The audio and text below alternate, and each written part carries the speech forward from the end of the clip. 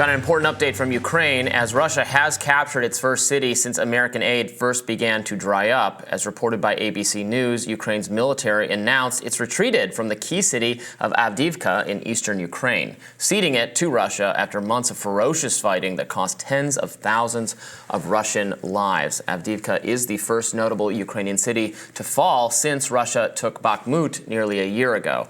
This comes as Biden is, of course, insisting, nonetheless, that the administration will continue to support Ukraine, quote, as long as it takes. Here's Vice President Kamala Harris saying just that at a security conference in Munich.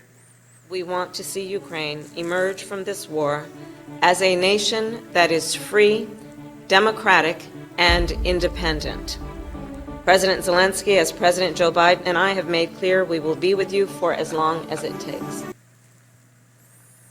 Ukraine was the big topic at the Munich conference, though it seems there was little thought of anything past keeping Ukraine's military from utterly collapsing. From Politico, the conference comes as confidence in whether President Joe Biden can deliver for Ukraine is particularly low, and as former President Donald Trump, the Republican frontrunner, works to undermine the package. The plan now, as detailed or lamented in interviews with 8 U.S. lawmakers and 5 foreign officials, is to just keep the Ukrainian military from collapsing. Many sidestepped the question of what a Ukrainian victory would look like or when it might happen.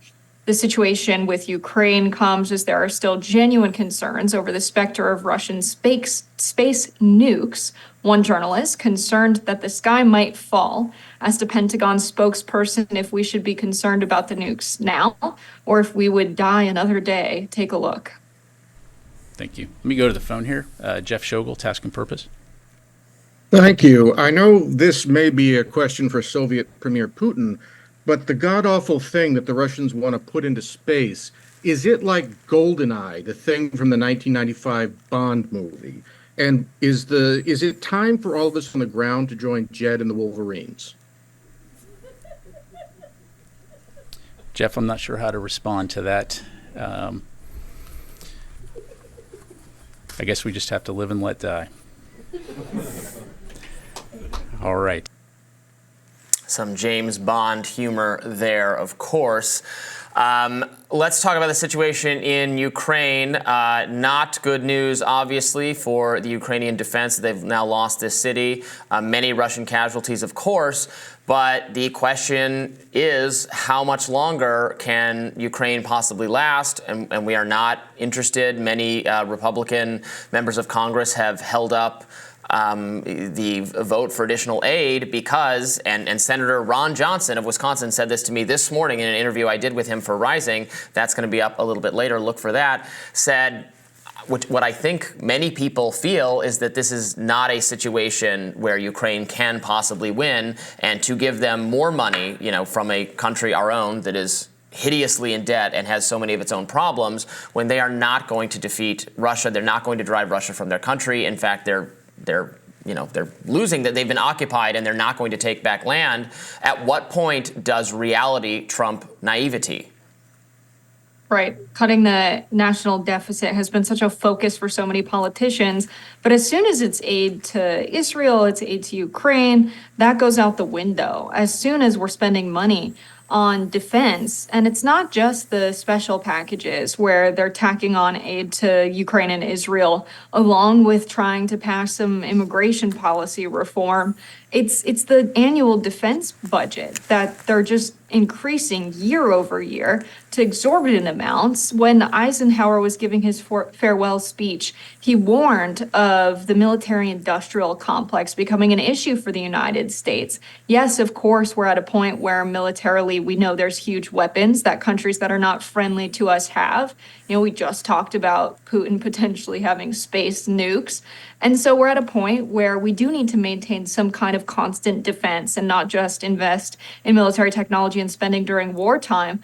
But at what point does the U.S. having multitudes of what every other country has become excessive? At what point does making the calculation of which side should we be on in international conflicts that don't directly affect the United States, how much money should we be spending on those? And why are we picking some and not others? And how do we even pick sides when there seems to be some kind of inconsistency over whose side we're on? Israel going into Palestine and killing many innocent civilians. We talk about Israel as if, they're an ally to the United States and they're the good guys in this fight.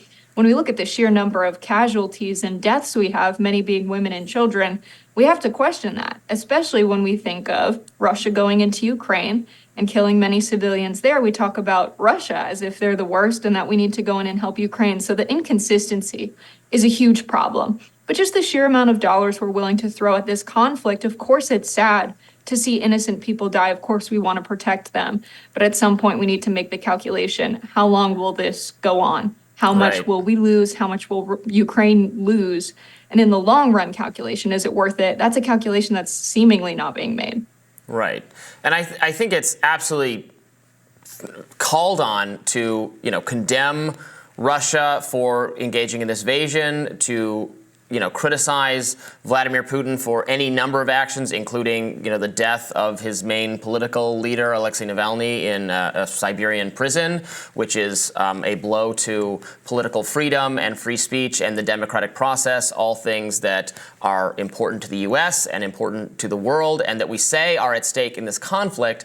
However, we have to be realistic about what can actually be done here. And the reality is, I don't know how Ukraine could possibly succeed in this effort. And there must be some negotiation to stop more innocent people from dying on both sides. In my interview with Senator Johnson, he raised the question about whether the Biden administration scuttled potential negotiations very early on between Putin and Zelensky that would have put an end to this war a long, long time ago, before so many people had died, before so much devastation had been wrought. And he sort of accused the Biden administration of preventing that from taking place.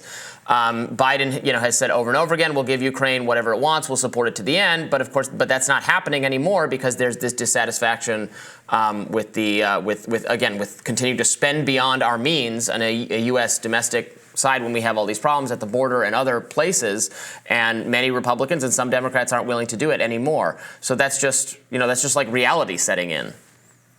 Right. And it doesn't make it any better that with a lot of these packages, Bernie Sanders was really upset that about $10 billion allocated towards Israel was unrestricted military aid. This comes at a time when allegedly President Joe Biden has been pressuring Netanyahu behind closed doors in their meetings. John Kirby spoke about this in several White House press conferences last week, that Biden's frustrated with the amount of civilian casualties we've had. Now, they've talked about the operation on the ground in Rafah, about how many civilians have died, how will they prevent civilians from dying now. There's 1.5 million people pushed into a space that's smaller than the size of Heathrow Airport, and Gaza's small to begin with. And you have John Kirby recognizing this, that they have to be careful when they begin the ground invasion. Of course, Biden and Netanyahu talked about the ground invasion. And so he was asked, how are you going to prevent civilian casualties? And the response was, well, that's up to them. They'll figure something out. Their track record shows that no, they absolutely won't, and that they've made that moral calculation and have basically decided that Palestinians are expendable in their efforts to eradicate Hamas. At some point, we have to have restricted military aid. There has to be some kind of strategy there, because the United States has their own laws that say they will not give aid militarily to human rights violators. There has to be some kind of restriction as well on Ukraine on the front of what's the strategy there. And as soon as the United States starts talking about helping them with decisions, they get very wary. John Kirby's very, reluctant to say that the United States is involved in the decision making. But if it's U.S. dollars and U.S. weapons being manufactured and sold through Congress on the line, maybe the United States should be. We'll be back with more Rising right after this. Stay tuned.